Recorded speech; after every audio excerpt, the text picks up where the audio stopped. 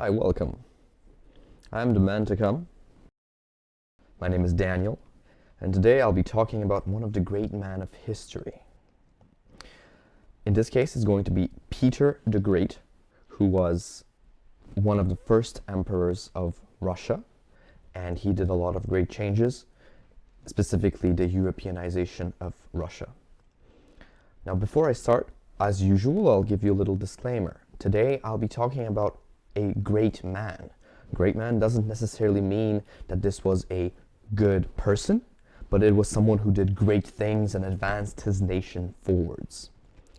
So, without any further ado, take this with a grain of salt, and we will begin our story about Peter the Great.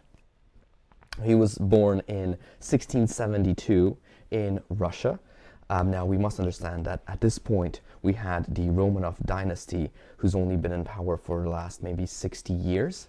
And his father, Alexei, was quite a soft Tsar. He was in charge, but he always shared power with many boyars in Moscow. He had the Streltsy archers as a military force guarding Russia, and he always kind of shared power with different families. In fact, Alexei I had two wives. His first wife came from quite a famous family that always tried to keep control of Moscow. And then his second wife, after his first wife died, came from the family of Narishkin, who were not so famous, but she was quite an active person of a Tartarian background.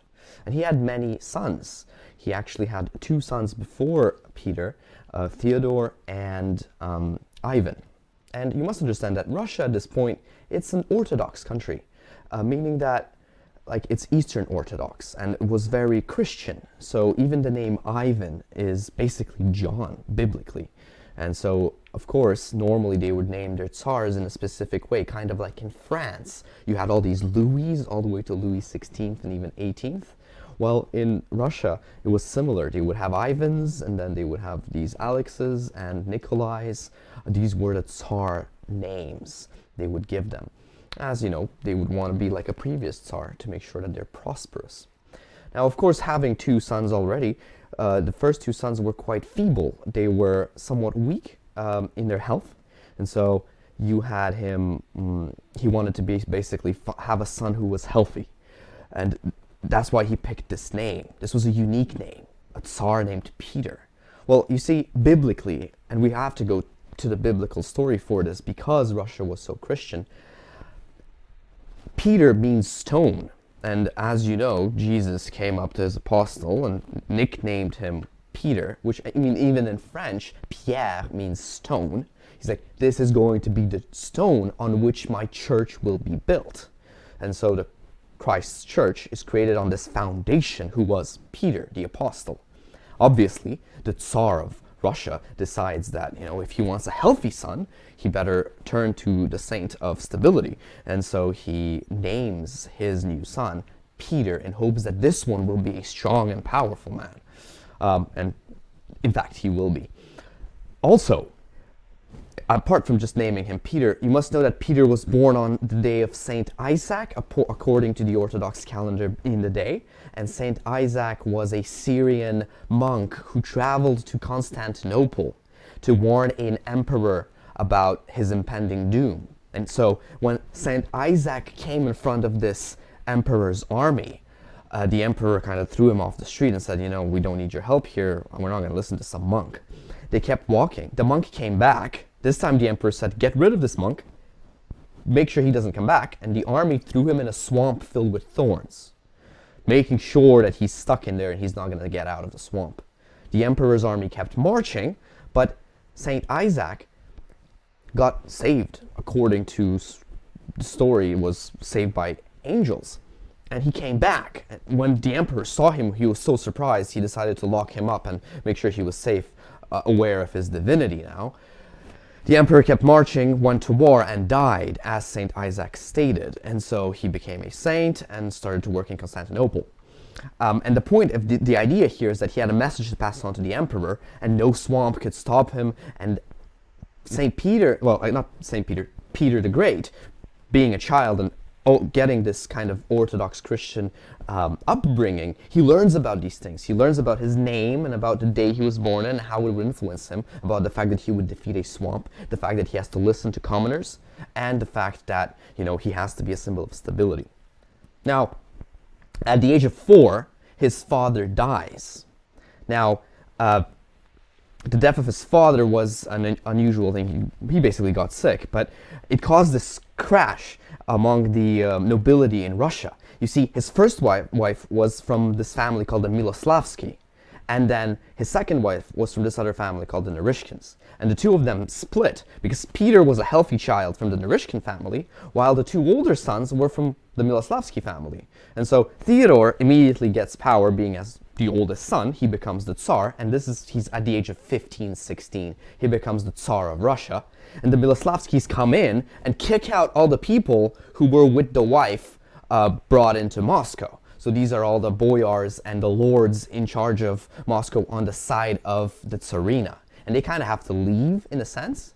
And at this point, Theodore rules, and he rules in a way where the Miloslavsky family keeps getting more and more power. He undermines the church, he undermines the other lords, and this is not something that, brings happiness to the people in charge of Moscow. They're kind of unhappy about his rule, and he's quite feeble as well, which doesn't help. And Russia requires a strong leader, right?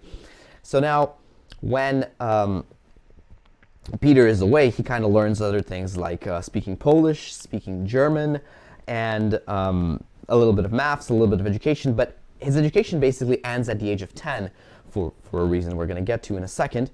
But basically, I actually have a portrait over here of Peter as he's young.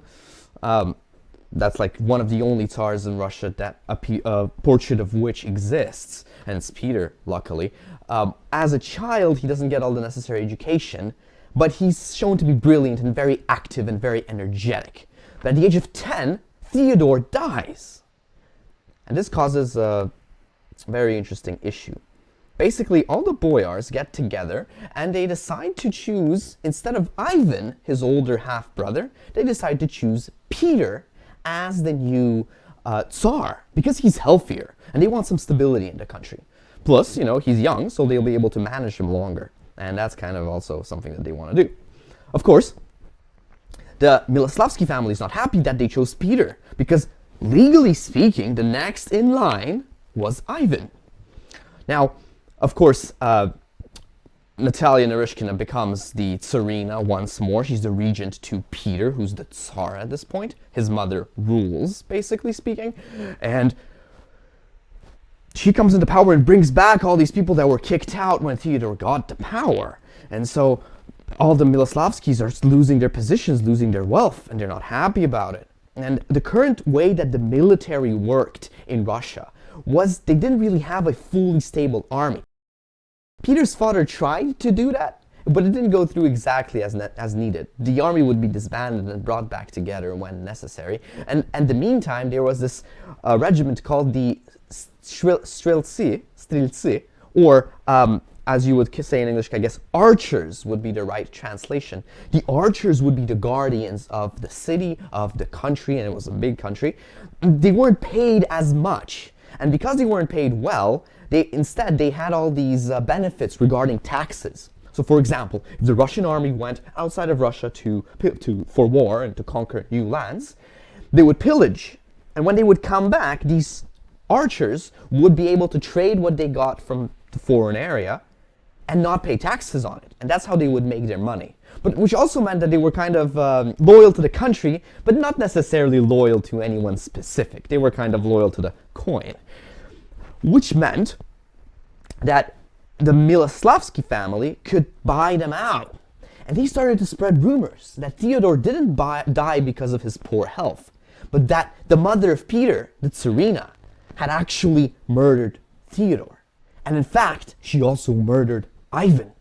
When the archers, who were mainly loyal to the Tsar, heard of this, that the next in throne and the person in charge was killed, they were outraged. And as you can see on the image below over here, there's the archers coming in with their weapons, and they're trying to get all the people who were part of this coup But the truth was that Theodore did die from bad health, and Ivan wasn't even murdered, which meant that when they came to the Kremlin, Natalia Naryshkina, the Tsarina, came out on this balcony with both sons, Peter being still alive, her son, and his husband, the original Tsar's son, Ivan, also being alive. So the archers were like, okay, that's fine, I guess everything's okay. We were tricked, we were fooled, we apologize. And then the leader of the guard came out on the side of the queen, came out and said, how dare you guys come in here? This is not okay. You guys are supposed to be the guardians. You're not supposed to be throwing in coups. And at this point, because the archers weren't paid well and were quite unhappy with their situation, they said, you know what, that's it. And they went in and started to murder all these people who were on the side of the queen. So they executed a bunch of people from the Naryshkin side. And this way, they kind of overthrew the current family in power. But what happened at that moment? A 10-year-old Peter was watching how his uncles were being killed, literally killed in front of him. People who were his teachers, who were really close to him as a child, witnessed this. And it traumatized him. And it will affect him throughout his life. But basically, he held this real hate for these archers and for Moscow altogether and the barbaric state of the country because of this situation. Now, the archers eventually settled everything down, and they required a few things. First of all, they wanted to be paid better and had better benefits. But also, since the Miloslavsky family was backing them, they wanted not just Peter on the throne, as he was now Tsar, right? But Peter and Ivan. So they built like two little thrones so that both of them could sit side by side. And instead of Peter's mother being the regent and the person in charge, let's have Peter's older sister, Sophia, be the regent. And she's from the Miloslavsky side. So she'll have more influence and the Miloslavsky family will come back. And so they had this double throne, and behind it there was a little hole, and Sophia would whisper, what they had to do and what they had to say to all the foreign ministries and everyone who was coming in to talk to the Tsar. Right? So this coup of the streltsy of the archers really changed the way everything worked. Peter was no longer single Tsar, he was co-Tsar with his older brother Ivan, who were both still really young, 10 and like 13 or something like that. And so Peter, with his mother, they kind of move away from Moscow and go living in the villages outside the city, where Peter starts spending his time, instead of ruling as co-Tsar, he leaves that stuff to Ivan and Sophia, and instead he starts having fun. Now these were called toy armies or amusement armies.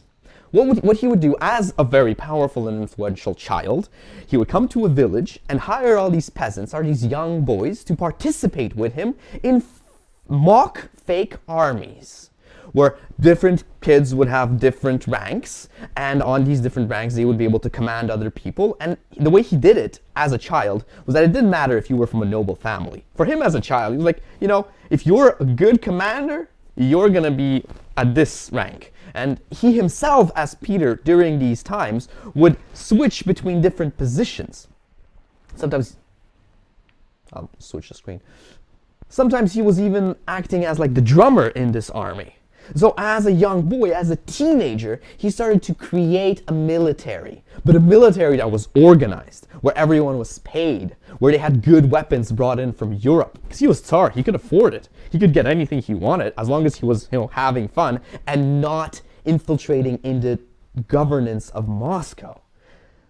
The Miloslavsky family, they liked having this healthy co-Tsar, who all he was doing was having mock battles up somewhere in some village not far from Moscow, who would basically become a general and then eventually go off to have wars for Russia, while Moscow will be in the hands of the Miloslavsky family. So for them, as long as it was a mock amusement thing, they didn't care. And he did a lot of these things. He even found his father's ship that was gifted by the British, one of these bigger ships. He had it renovated, and then he sailed on one of the lakes, like 80 kilometers from Moscow. He would sail it and be amazed by the fact that the sails would be able to move the ship against the wind.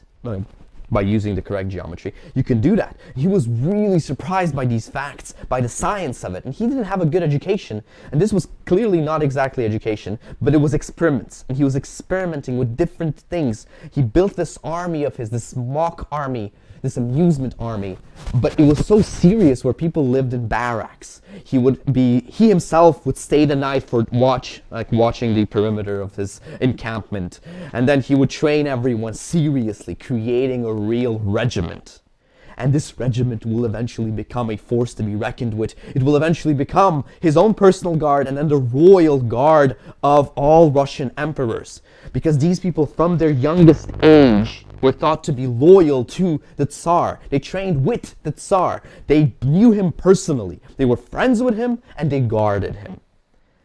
Now, during this whole time in Moscow, Sophia was waging war against the Ottoman Empire, who they were a force to be reckoned with.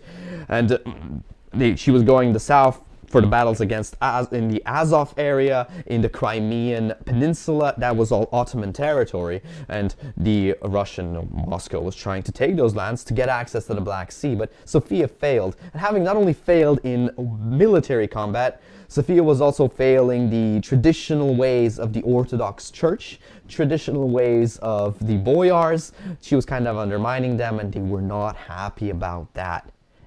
Eventually, she received messages, when Peter was around the age of 17, so 7 years after he started all this stuff with the military, with these mock battles and stuff. She started receiving messages that, that young military of young boys, they've now grown up, and now they're a force to be reckoned with, that they're more organized and more well-equipped than any military unit in Russia. And she realized that if she doesn't act now, he'll eventually march on to Moscow and take it. So she started to prepare her own army of these archers and streltsy, and she brought a lot of them into Moscow to come in and prepare for battle. Peter wasn't actually planning to go on to Moscow. It's his city. He's the Tsar there. He's more important than her, and he's now an adult. He can technically just take the crown. And she was worried exactly about that. So he runs away to one of these big monasteries that are walled and fully protected so that no one could get in. And he starts sending letters to all the different boyars, Streletsky, the Streltsy leaders, all the different patriarch of the Orthodox Church. So he sends these letters saying, guys, I'm the Tsar of Russia. Who do you have your allegiance to? This woman, my older sister, or me, Peter? And of course, all these people knew that, this not only was he, a very smart young man, but he was also 2 meters tall, 6'7", basically. He was like a giant for the time, because everyone back then was a lot shorter. He was huge. So he was not only strong and big as an individual, he now had his own Europeanized army that Russia could only dream of. Well, regiment, So of course all the boyars realize, well, yeah, of course we're on the side with the Tsar. And so they go and exile Sophia. And Peter comes back into Moscow basically as the new Tsar, well, full-on Tsar. Except his brother's still alive and his mother as well. So he puts his mother as the regent. And instead of becoming Tsar and ruling Moscow and ruling Russia, he puts his mother in charge and goes off to continue his, his, I guess, fun times in Moscow. So in Moscow, they had this quarter or suburb called the German suburb. I think to really understand this, we need to kind of understand the Russian language. So the word German, like Germany in Russian is Germania, but German is Niemiec. And this stems from this word nie, not, miec, which is like a short version of miestny, like from here. So Niemiec is someone who's not from here. So literally in the Russian language, a German is somebody who's not from here. And this makes actually perfect sense. Because for the common folk, when they're normally speaking with each other, anything past Poland is not from here. Because Poland is still Slavic, and it's kind of like, they're similar, and they speak a similar language. But as soon as you would go further into Germany, German culture, German language, German style, everything was very different from Russia. Russian influences ended there. And this is a unique notion that, past the border of Russia, you have Germans. So the German quarter wasn't necessarily only filled with Germans, it was filled with foreigners. It was the foreigners' quarters. It was anybody who wasn't from here. And why was there a quarter specifically set for these foreigners? Well, because the clash of cultures. Russians were very different from all these other cultures, and Russia was behind technologically and behind scientifically. While Europe had the Enlightenment, and they had a bunch of scientists and highly trained experts that could build things, create things. So Russia, instead of training their own scientists and experts, they would hire these foreigners. They would come in from the Netherlands, from England, from, France and Germany. They would come in and live in this specific suburb, and then go into the city and do whatever construction they had to do, building, grand bridges, big cathedrals, or anything of complexity, big ships, anything that needed expertise. They would buy it from outside the country. But because as they would live in the city, they would start to mingle with the Russians, and then the Russians would be fearful of the fact that there's this external force of foreigners coming in, they're impacting trade, and they're also bringing some cultures that aren't really traditional, and they're not participating in the mass prayers. The patriarch saying, whoa, they're not participating in our prayers, but they're watching us? What is this, a circus? No. They're going to live in their own little suburb. Russia has a lot of land. They made them a piece of land. The experts there built stone houses for them. Most houses in Russia were wooden. These ones, they built themselves so they could make it quite fanciful. So this was a fancy place. And in this suburb, of course, they had their own pubs and all of these experts. And Peter, instead of ruling, when he came back to Moscow, he just started to go to this quarter of Germans, and he'd spend time with all of these foreigners, and he would talk about the science. They taught him about this device that allows you to find your place in the ocean by using only the stars. And they would talk about all of these Enlightenment age developments that Europe has. They would tell him about the city of Amsterdam. A lot of the people there were Dutch. They would tell him about England and the British king. And he would learn all these things from them, but he would also get drunk. He would go to these pubs, he'd speak with them and get drunk with them, and he would smoke tobacco with them. Note as well, he had his royal guard with him, right? He had these people who were truly loyal to him, so he could afford to be in somewhat dangerous situations. Having a great time. His mother, realizing that, okay, he's kind of having a little bit too much fun and sleeping with some Dutch girls as well, she decides to marry him off, because you can't be a Tsar if you don't have a Tsarina. And she finds him this perfect wife that could be a great wife for any Tsar, but he was different. He wanted to learn more, see more, do more. He was impatient, and she was not the perfect wife for him. She does give birth to a few children, so she creates an heir and whatnot, but he ends up cheating on her with this Dutch lady, Anna Motz, and basically not the best of marriages, to be fair. But also, he was constantly having this tendency to learn of European cultures and some forms of liberalization, so it's kind of evident to see in him this kind of ability of not really being truly Christian with his wife and whatnot, but that's what happened. And so Peter, at this point, realizes, okay, now he's got these foreigners with him, all these Germans and Dutch experts walking around with him. He has his own private regiment of royal guard, and then his some of the boyars from Moscow who wanted to get his allegiance also would join him, and they would go on these long little traveling trips across Russia where they would stay at random people's houses and kind of stay the night there and then have parties and drink and talk, and they would basically be called the Jolly Company. And this Jolly Company was it was a unique thing that eventually grew out to become the carnival culture in Russia, basically. Of course, he's still Tsar, and throughout this time, at some point his mother dies and passes away, and then Ivan as well, and he eventually becomes the full-fledged Tsar of Russia. In 1695, 96, he starts his campaign against the Ottoman Empire. He realizes that he has these mock ships that he built, but he needs a real fleet, and to have a fleet of ships, he needs access to the oceans. He does have access to Archangelsk, which is a city up north of Russia, but that's not enough. He needs more, and so he attacks the Ottomans at the south, but fails. His army's not ready, it's not well prepared. He gains a little bit of access to the oceans, he gets a little bit of territory in the Azov area, But overall, it's not as successful. So he comes back and realizes he needs help. He needs allies against the Ottoman, so some European countries that can join him, and he needs to learn from the Europeans. But how would you do that? You see, in Russia, traditionally, Tsars didn't leave the country.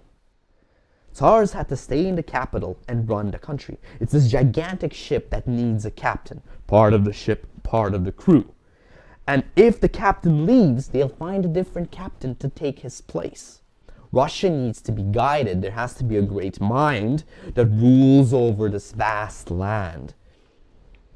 And so he needs to learn from Europe. He needs to find a way into Europe. And it's not that easy, actually. Now, he decides to attempt something unique that nobody ever did. In fact, nobody in Europe really did anything like this either. He created a grand embassy. 250 of his close followers, 250 of his close friends got together and decided to form an embassy where they would go into different parts of Europe and learn from their technology, from their culture, from their ideas, and incorporate that back into Russia. There would be one big embassy that would be moving from city to city, and a lot of different people spread out as well, kind of ahead of time to learn more about the place and to set up all the housing and whatnot for this big embassy. And as the embassy would move through Europe, they would leave people behind to learn the interesting things and bring that back into Russia. Very unique and unusual approach. And since he has his own personal royal guard, he would leave it in Moscow to protect the center of the city and the main quarters of the king. And then he would leave some of his closest friends to manage Russia, under the pretense that the Tsar is at the throne, even if he's not really there.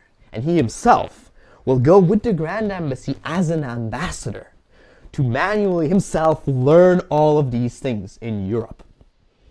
And so, that's his adventure into Europe. He's like a rock star going on a tour without anyone really knowing that he is who he is. He, instead of changing his full name, he keeps the Peter part, but instead of Romanov, he replaces it with Mikhailov and says, that's it, I'm an ambassador. And so he goes into his trip, goes to Riga.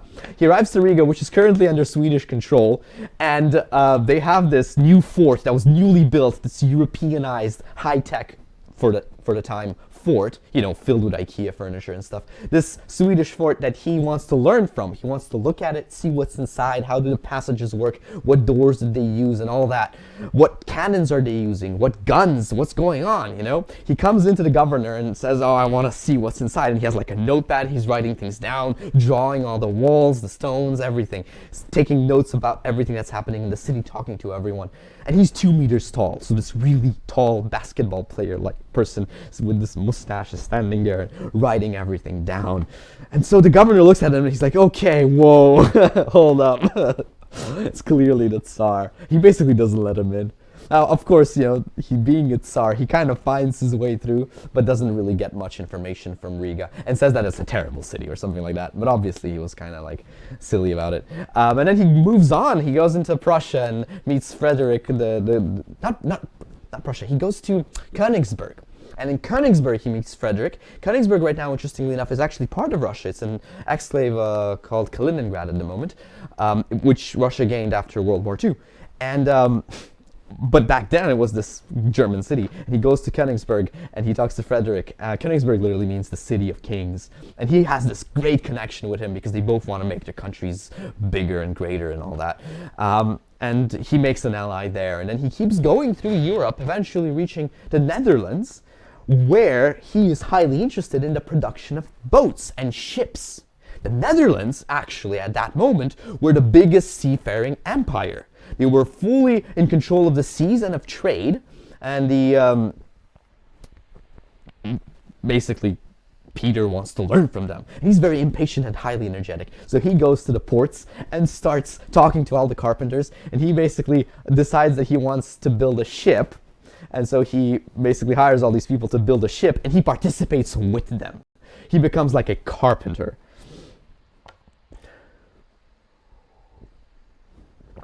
So on this image over here, you can literally see that right there with his knee up is Peter, and he's like he nicknamed himself Peter the Carpenter. And before he actually went there, he went to the shops, the carpentry shops, and he bought tools. And he was wearing like a women's dress or something because he thought that was normal because it's the West or liberalism or whatever. And of course, people were like, no, you can't do that. But he bought all these tools, and he wanted to buy blueprints, but they didn't really sell blueprints, and they didn't have blueprints for everything. A lot of the stuff was done kind of manually or from your mind, and they had head carpenters who knew how to do things, but it wasn't well jotted down, and he couldn't get the documents he needed to mass produce ships. But he personally learned how to do it. He spent 4 months building this ship with all the carpenters, and these Dutch carpenters, after their working day, they would go to a pub and drink, after a hard day's work, and he would go and get drunk with them, and he would chat with them, so much so that when he kept ruling Russia, if he had ambassadors from the Netherlands, whenever he would speak to them, they would hear that he was like, what, why does he have like a port like dialect, like a Navy dialect? It doesn't make any sense. But yeah, he kind of like learned that by talking to them. And he would always talk to everyone. He wouldn't care if you had a high rank, low rank. And the point of going anonymously was specifically so that people wouldn't be like, oh, it's a Tsar, it's a king. But also, if a king of one country goes into another country, there's usually a big celebration. They set up a big banquet, people eat, people have a good time, and then they spend 3 days meeting all the lords, and basically it's all this bureaucracy and fancifulness that Peter hated. He was like a scientific guy who wanted to go from point A to point B, learn everything, and keep going. He wanted to learn what guns they were using. He wanted to know why these kinds of shoes and not these kinds of shoes, why this kinds of clothing and not these kinds of clothing.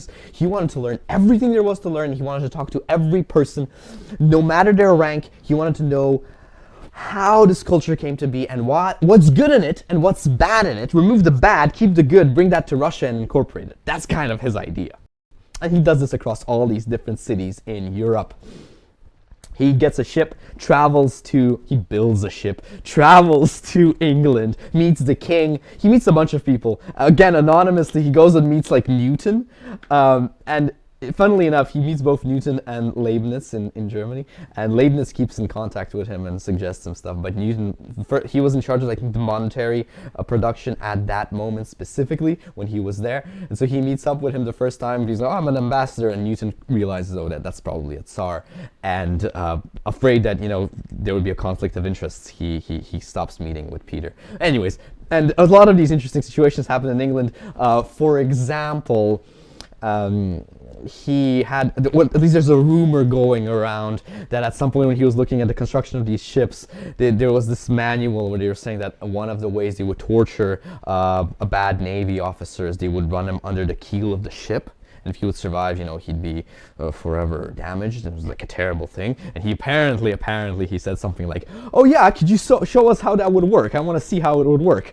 And like, okay, the British were like, we don't do that anymore. Like, we have that law, but like, we don't do that anymore. It's no longer part of our process. It's like, oh, you don't have to do it on your own, man. You can do it on one of mine. And that's like one of the jokes that the British were talking regarding Peter. Also, there was this lord. So the king had an assembly, and they were talking to all these different ministers, and the king was in charge of this meeting. And one of the lords that day left him like a note or a memoir saying, it was very strange. Today I was in the presence of two kings. One was heading the assembly, and the other one was sitting among the common folk observing the whole situation. It was quite peculiar. It's like, hey, it was that kind of guy. Peter was like, okay, I need to see these assemblies, let's go. and everyone kind of realized he was probably the Tsar because he was 2 meters tall, and all of the ambassadors around him would always listen to what he was saying, would always do what he would tell them to do, and were always very careful around him because they knew he was the Tsar and he could just basically like hang one of them at any moment. So he's like this giant walking around and commanding things like, okay, let's do that, let's do this, let's go here, okay, write this down. He would leave people behind to learn more, and he would hire experts to go to Russia. So he'd find like a Dutchman, a carpenter who was a really good carpenter. He'd become friends with them and be like, okay, you can go back to Russia, I'll pay you a lot of money. Or if he would find a producer of guns or weapons, muskets and whatnot, he would be like, okay, I know you personally, let's have a deal and you can send guns to Russia. And he would set up these agreements personally, and then he would leave people behind to continue the negotiations and whatnot. So really, he was quite active in England, he finds all the blueprints he was looking for. You see, the British, they started building a fleet to match the Dutch and then to beat the Dutch, which they eventually do. But to do so, they had to really work on every single piece accurately. They would work on the keel of the ship by noting every single spot, by having every single tool from all sides drawn with every single size calculated. And he bought those blueprints. He got everything he needed and he learned it himself. And in fact, he was learning so quickly, something that would normally take 2-3 months to learn, he would learn in 2 days. Like, he was a genius despite not having a proper education. He just knew that he was lacking knowledge and he wanted to learn. And being a Tsar, he could afford it. Now, that's all good. When he was leaving England, the landlords complained in the houses where he stayed. All the paintings had gunshots through them. A lot of the furniture was destroyed. The floors were scratched.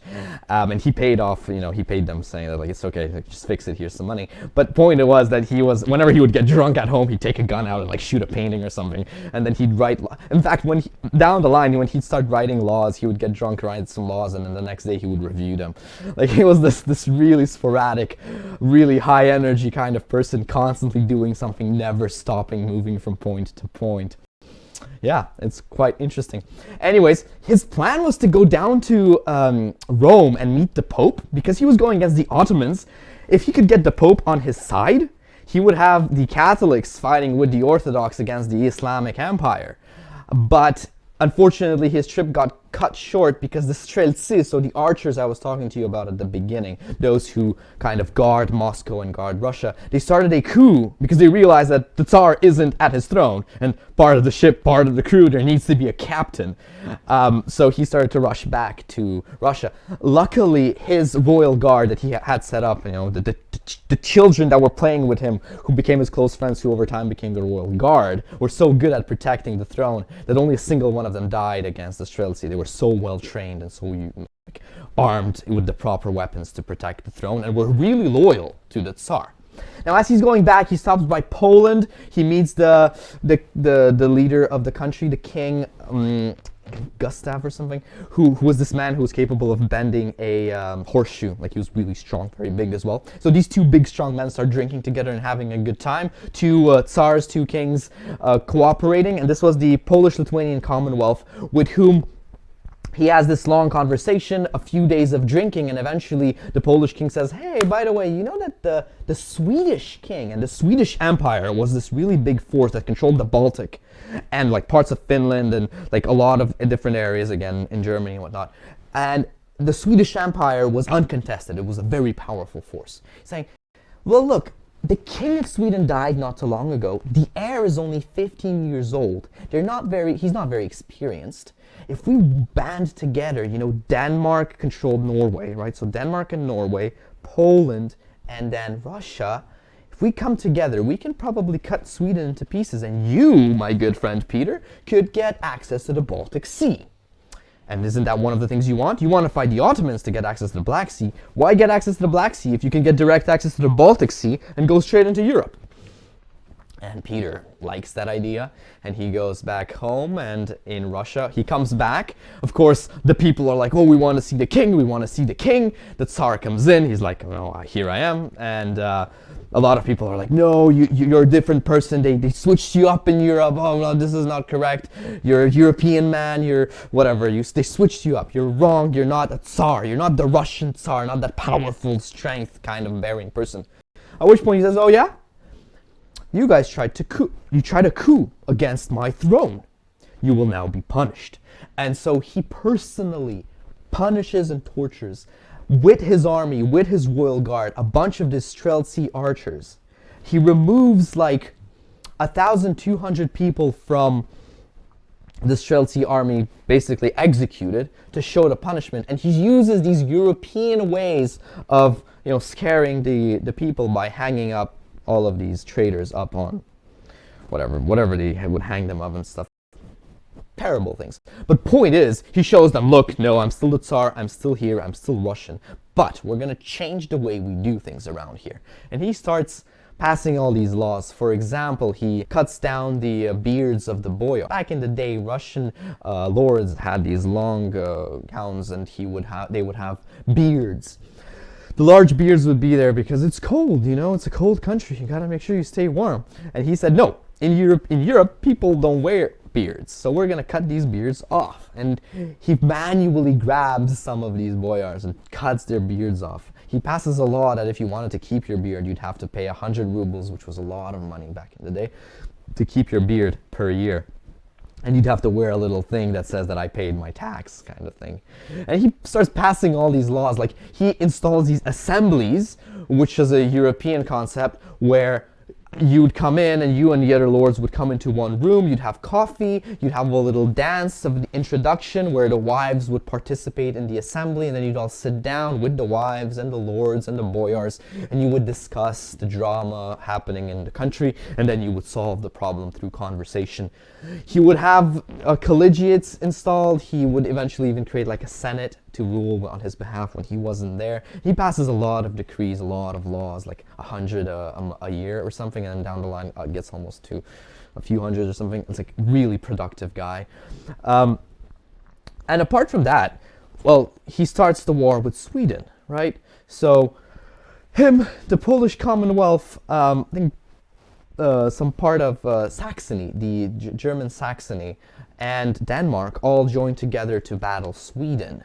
And he creates his army, goes into the Baltic area, so somewhat around Estonia, and has the battle under Narva, where he's defeated and his army loses. He realizes that his army is not good enough, not trained enough, not following the right rules, as let's say the Swedish army, which has a big system created for the last 200 years. So he starts to reintegrate and rebuild his army. While that's happening, he moves through the Neva River and eventually reaches this section where the Neva River goes into the Baltic Sea and opens out into the mouth of the Baltic Sea. And there he decides to build, and this is like newly conquered territory that used to be Russian 100 years ago, but now it was Swedish for those 100 years since they conquered it. And he takes that line back and takes one of the fortresses there, and at the point of that fortress, he decides to build a city that's located in the middle of a swamp. This is next to a river, it's all filled with water, but to make sure that there's no water and to drain it, he builds canals. He creates something that you might have heard of, a city called Saint-Petersburg. He creates St. Petersburg, and this is not just any city. He names it after himself, and he also declares it the capital of Russia. He builds it in the European style with all the canals and the beautiful bridges and everything. But the point here is that he took Swedish territory and basically had this war, and in the middle of the war he starts building this city and declares it the capital. So instead of moving the capital away from the border, he brings it closer and into the enemy's territory. The equivalent of this would be, let's say, Russia today. Russia today has three federally run cities. That means the president kind of runs it. They have three cities. That's St. Petersburg, the capital Moscow, and the city called Sevastopol, which is located in Crimea. Now, legally speaking, according to the Russian law, they can move the capital to any of these cities because they're federally run and the federal government is the capital. So they can move it to Sevastopol. What would that mean? That would mean that they're not only taking or annexing a territory, but they're also declaring a city there their capital. And that's like a very ballsy move. You're saying like, oh yeah? Look, not only are we having a war, I'm moving my capital right into the middle of it. And by doing so, this is the equivalent of what Peter did. He moves his capital closer to Sweden, closer to his enemy, and sets up right at the footfront of the enemy. And this is a really strong and powerful move because now he has to protect this city, and he will use all his forces to make sure that the city stands, the city named in his sake.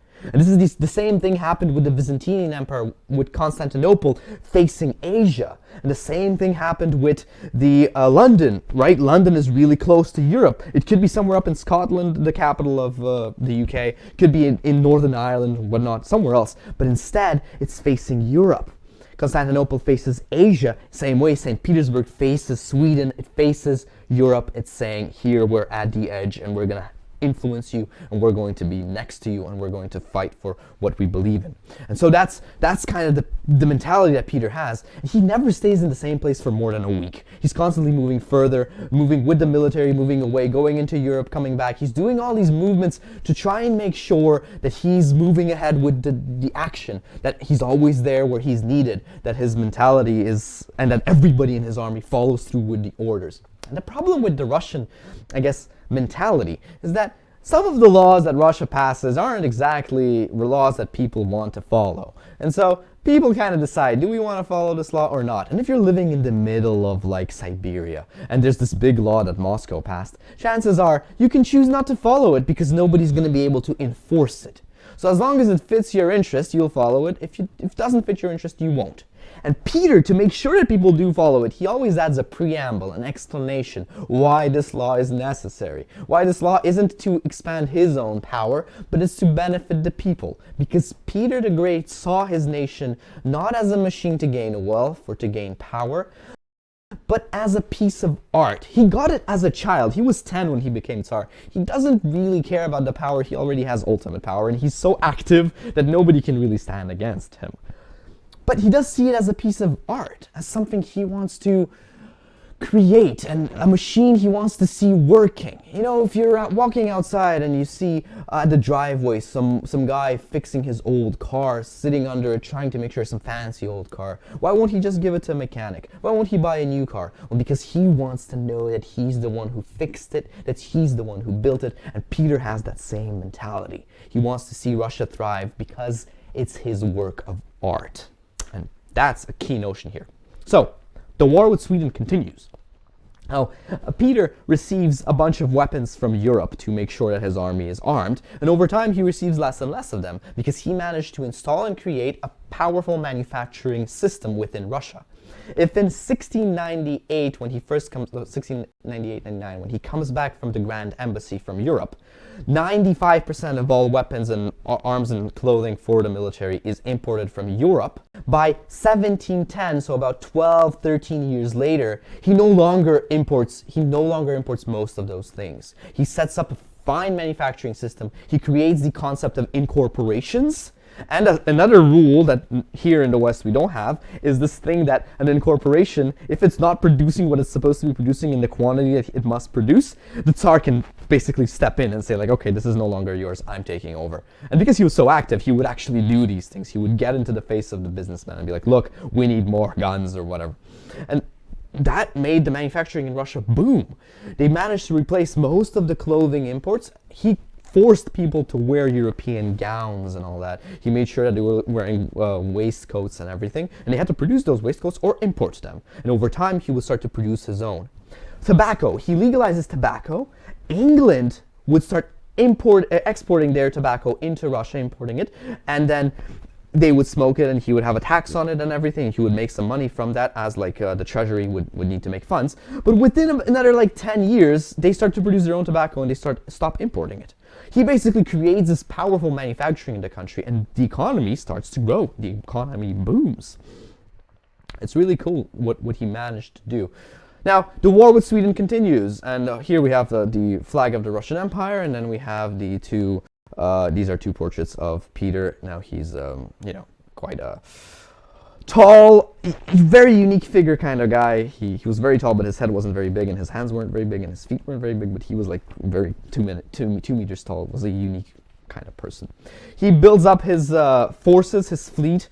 Now, in the middle of this war, at some point, his actual success happens in the Battle of Poltava, where the Swedish army goes into the city, and he manages to defeat them, basically speaking. And the king, Charles XII of Sweden, has to escape, and he has nowhere else to escape but the south. So he goes into the Ottoman Empire.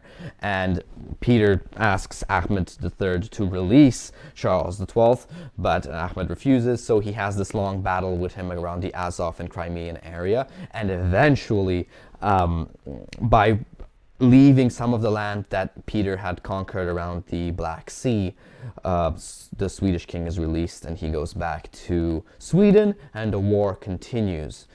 It doesn't go on for long. At some point, one of the worst parts of the war was the when the Swedish army started going into Russia, this was around the time when the Polish Commonwealth left the battles because they lost to Sweden. Sweden moved all of their forces into Russia, and luckily, the worst winter in 100 years happened. This happens all the time. Napoleon, Hitler, whatever. Anyone who tries to go into Russia with a big military force from the West, winter destroys them. Of course, at the same time, you must understand that Peter's army was reformed and had European standards now. In fact, he passed a few specific laws. One of them was this table of ranks, which meant that basically you can climb the ranks like a meritocracy. If you're a peasant who's really good at the military, you can become an officer and you can climb your ranks. And he did another main reform, was lords in Russia, the boyars, they were all now equal in standing, but they all had to participate in the military. They all had to be officers. And depending on your rank as an officer, that's how honorable you were, not based on your background and your heritage. This was quite an important reform because, well, if you were a really rich family and you have a son who gets what he wants, he gets all this money and, like a millionaire's child doing whatever he wants, he's not very responsible. But by forcing him to become an officer and a representative of the nation that gave him his wealth, he now is forced to take care of other people and to command other people, and he becomes a responsible person. And this kind of Europeanization of the military and Europeanization of the country is what he's so famous for. The thing is, a lot of people say that Peter the Great was not, for example, good for religion. That's not exactly true. He believed in the Orthodox Church, he believed in the Orthodox religion, he was a strong believer, but he did do certain things. He would put the military first, for example. If they needed guns, he would melt down the church bells. Some other Tsars did that before him, but these little ideas are left in the minds of people, and they believe that he wasn't a true, I guess, defender of this idea of Russian, I guess, power or whatnot. Religion. But he was, and there's a lot of decrees, a lot of things. He would participate in Lent, he would participate in a lot of the celebrations of Christian religion, and that altogether, with this idea to take European things and merge them with Russian culture and bring something new out of it, was one of the things he did really well, and that's why he was so loved. A lot of the things he created still exist today, and this is him in St. Petersburg having one of these assemblies that I mentioned previously. Now, the Swedish king eventually dies, and Sweden is kind of over time loses to Russia over and over again, and eventually Sweden has to capitulate and sign a peace agreement where we have Russia gaining these territories. Right here we have the Estonia, basically Latvia, these territories and parts of Finland are passed on to the Russian Empire, and to Russia. And that's what makes Russia an empire. Peter is then crowned as Russian emperor, and Russia becomes an empire, having power beyond just what Moscow used to be, but now controlling parts of Finland, having access to the sea to the Baltic Sea. And as you can see over there on the map, and on the eastern side of the map, you see Russia borders the Caspian Sea. That wasn't the case, but Peter grabs his army after the Swedes capitulate, and he goes into Persia and takes control of the Caspian Sea as well. So now he has access to parts of the Black Sea, to the Caspian Sea, and to the Baltic Sea. That's what creates the empire, and it forever takes away the Swedish position of uncontested strength. And from this point on, Sweden will only get weaker and weaker, while the Russian Empire will only grow stronger and stronger. And it is an empire in the sense that Russia now controlled lands that weren't really originally Russian. But the way they expand is not how Britain colonized countries. It's not the same way how the French or the Dutch colonize. Russia colonizes by culture and by land expansion. So they gradually grow and bigger and bigger and bigger, and people join their culture. And if people are too different from them, they don't conquer them. It's like northern China, most likely. There will never be, that part would ever be part of Russia or anything like that. And really, that doesn't happen because they're so different culturally from the Russian mindset. And the mindset can change. And that's kind of what Peter did. He changed it a bit and adapted Europe to Russia, and now Russia expanded into Europe by adapting to the mindset. Anyways, He laid the foundation. Down the line, 100 years from now, all of Finland will be conquered from Sweden and will become part of Russia. And that's an interesting thing about Sweden losing Finland, that when Finland was part of Russia, they had autonomy and they could print their own currency and speak their own language. And in Helsinki, they even have a statue of, I think, Alexander III or something, one of the Russian tsars standing there on one of the beautiful squares. And a lot of the buildings are built in the same style as St. Petersburg, because during the Russian Empire, Finland really gained a lot of benefits, and their independence, it's kind of like a virginity. Once you lose it, you can't get it back. So as soon as Finland becomes, for example, part of NATO, they will forever be kind of merged into this union with, let's say, Sweden. And when Finland was part of Sweden, they were basically a forest for them. It wasn't a good union with them, right? So in a way, you gotta really choose your position. Switzerland is still neutral, and I think we should keep that in mind. Switzerland is still neutral and is one of the most powerful financially and even politically countries in the world. Yeah. Now, at the end of the day, Peter passed a lot of reforms. He was one of the greatest man in Russian history. He laid the foundation for the Academy of Sciences, so he created all of the scientific and intellectual research that Russia has today. He set up and created this beautiful new capital, Saint Petersburg, which will be a capital of all the way up until the Bolsheviks take power.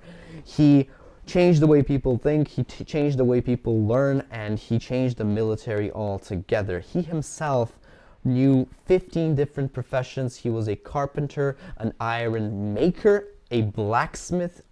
He could work with the pharmaceuticals. He would work with the as a medic. He would be able to work as a shipwright. He learned navigation. He learned military, of course, command.